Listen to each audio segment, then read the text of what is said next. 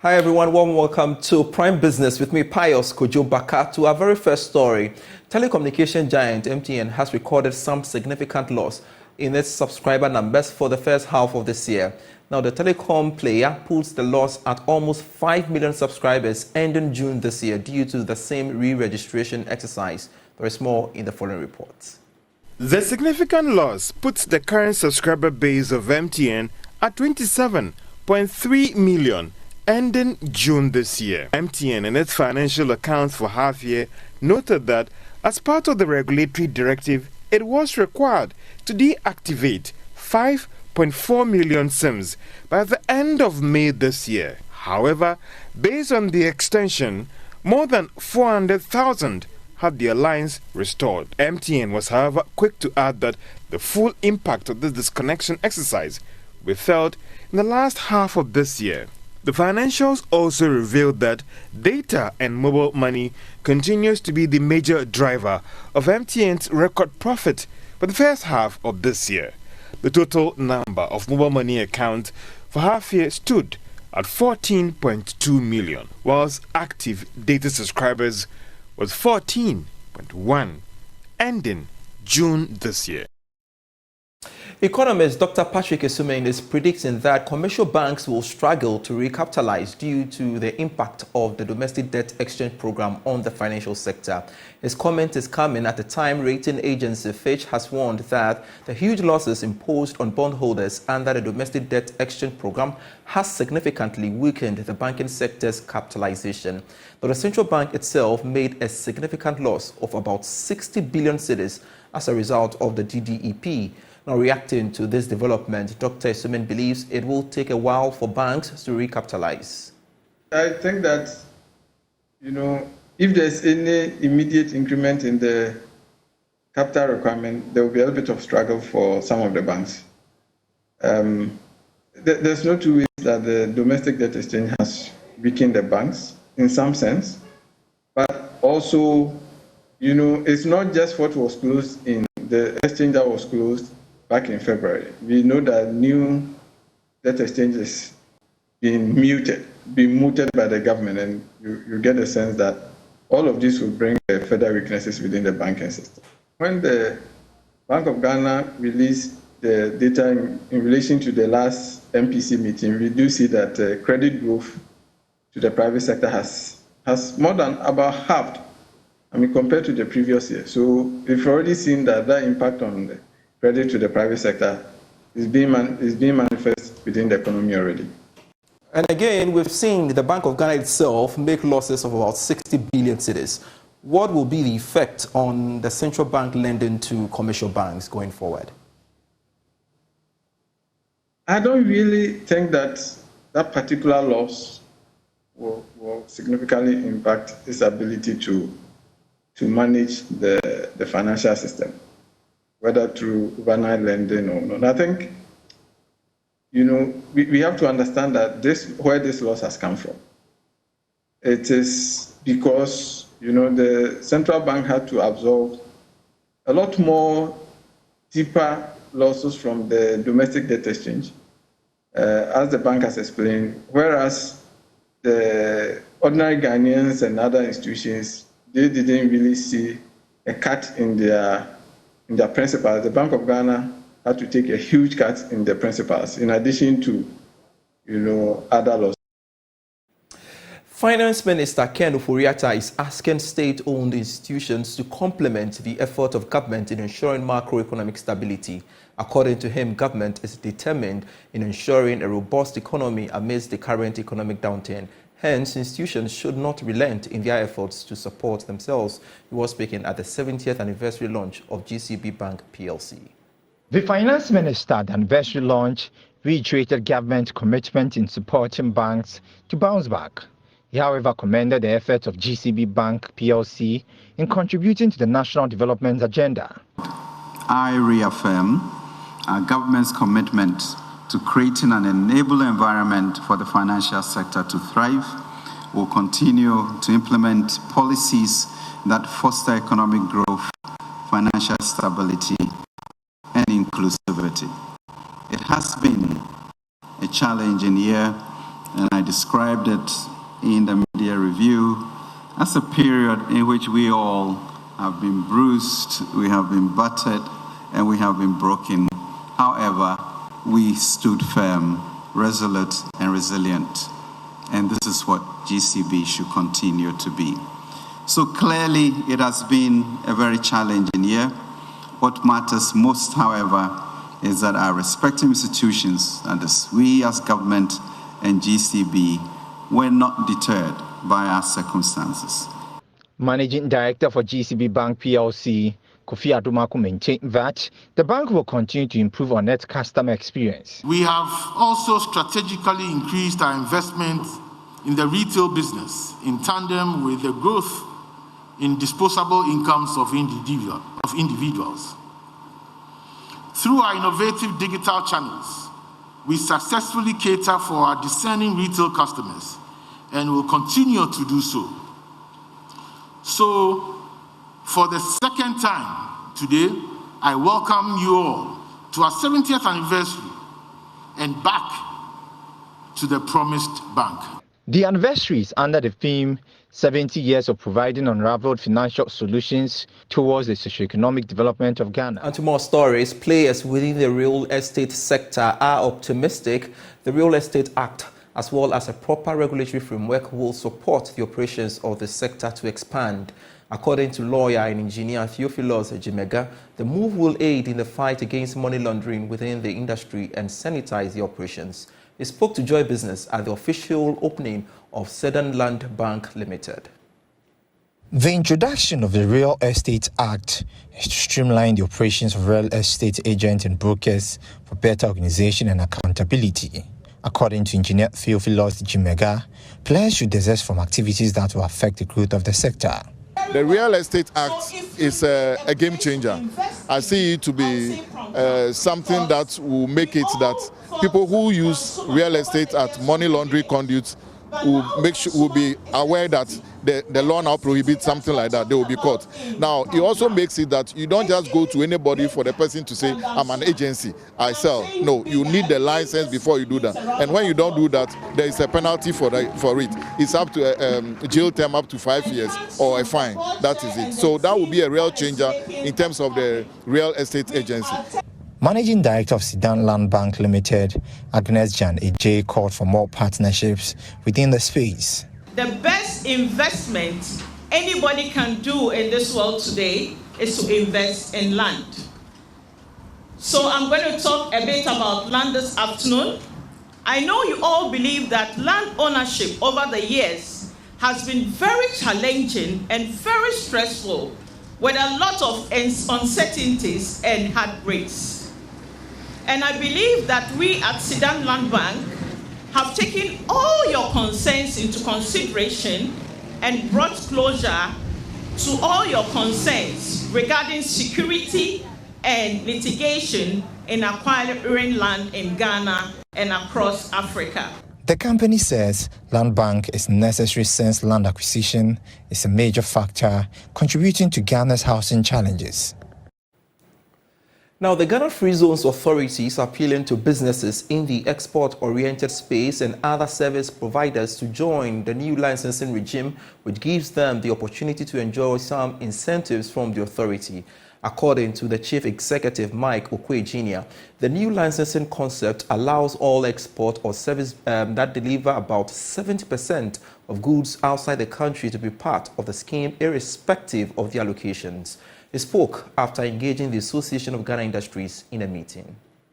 The engagement with the Accra chapter of the Association of Ghana Industries was aimed at enhancing information sharing among players of key sectors of export trade in order for the country to benefit from the Continental Free Trade Agreement. According to the Chief Executive for Free Zones, Mike Okwe Jr., Ghana's friendly business environment makes it the ideal location for more investors to establish their businesses. He therefore used the opportunity to call on export-oriented businesses and service providers to consider joining the Free Zone scheme in order to benefit from many incentives. You don't need to be in a free zone enclave to get a license.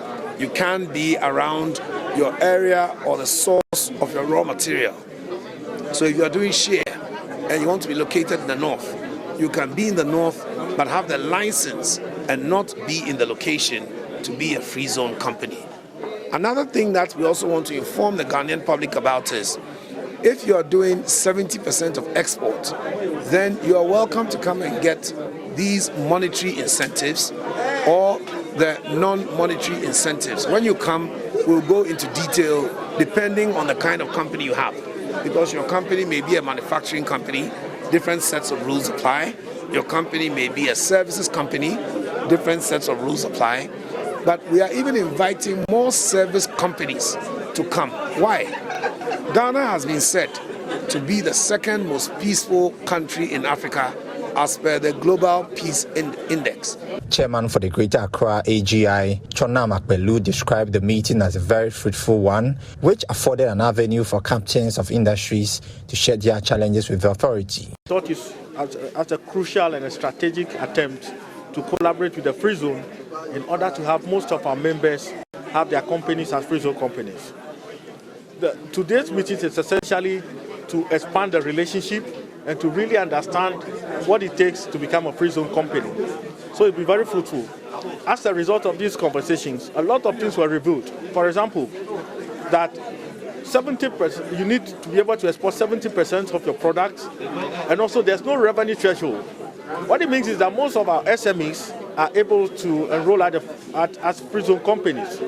We didn't know that. In the past, you only see very few companies run by elderly people, grown-ups, and very rich. But with this expose, we know that SMEs can partake. Mind you, most of our members are SMEs. And so for us, it's very important and strategic. The theme for the meeting was the role of Ghana Free Zones Authority in harnessing the potential of the private sector for economic good. Eben Sabute's report for Joy Business. In more business news, young graduates from the Engineering Public Leaders Initiative have been proffering some modification to the way businesses are conducted in the public sector. Their suggestions are outcomes a corporate governance coaching afforded them by key personalities from the Public Services Commission. The initiative is also a screening for their potential recruitment into the public service sector. Country Director of the EPL, Juliet Amoa, made this known to Joy News during a closing ceremony for the 5th Public Sector Cohort Orientation. Here is more. The quest to improve efficiency in the public sector has given birth to emerging public leaders with support from the MasterCard Foundation to inject some dynamism into the public service. The 5th batch has concluded its training and is ready to start work at some various state enterprises in the country. According to the Country Director, Juliet Amoa, time has come for the youth to be given the chance to make a positive mark in the public service. We have now gone on to do further surveys to see how their journeys have been. And their supervisors within the sector will tell you that they do see change. They see a difference in the way that our EPL fellows work, they approach work. They have a can-do attitude. They're always thinking about innovation. They're thinking about giving their all. They're passionate. They come to work on time.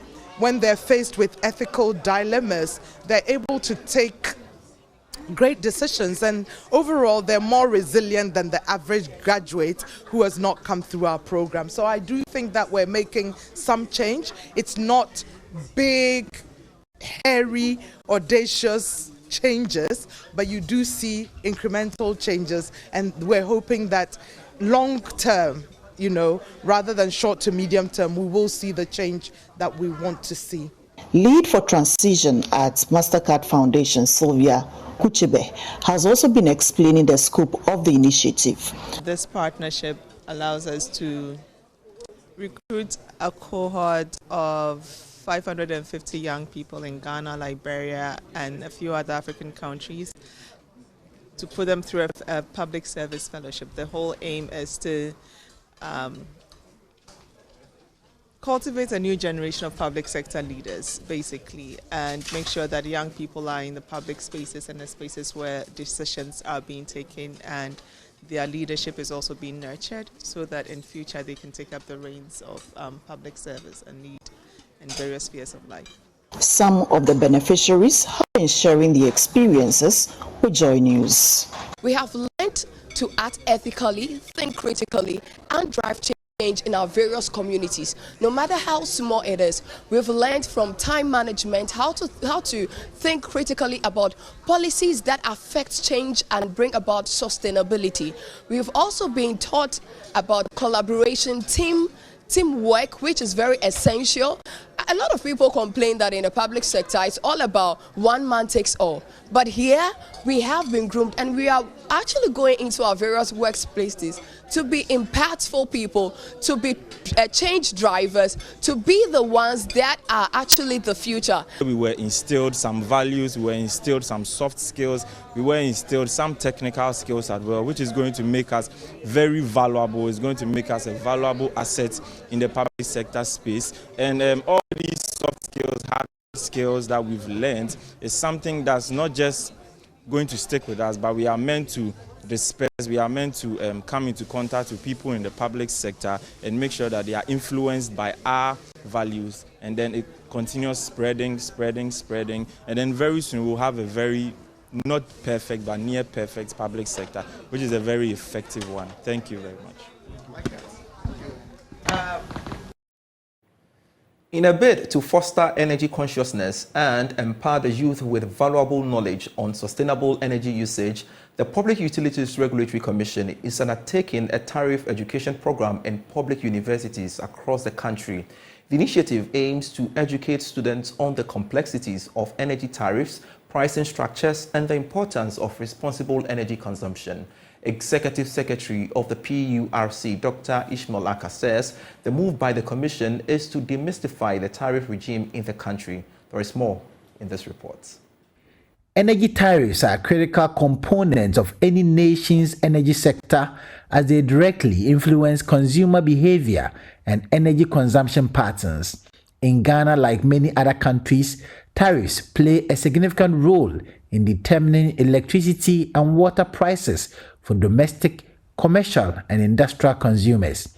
The PURC's Tariff Education program seeks to demystify the complexities surrounding tariff structures and empower students to make informed decisions regarding their energy usage.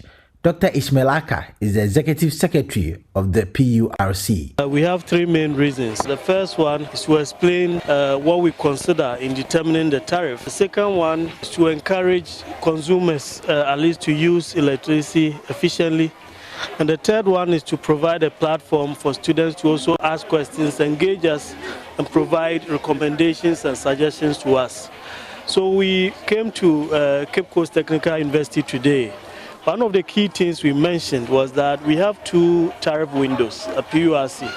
We have the major tariff and the quarterly adjustment. So for instance, we take their proposals during the major tariff and we compare the figures in there with their own historical analysis. So we do what we call trend analysis.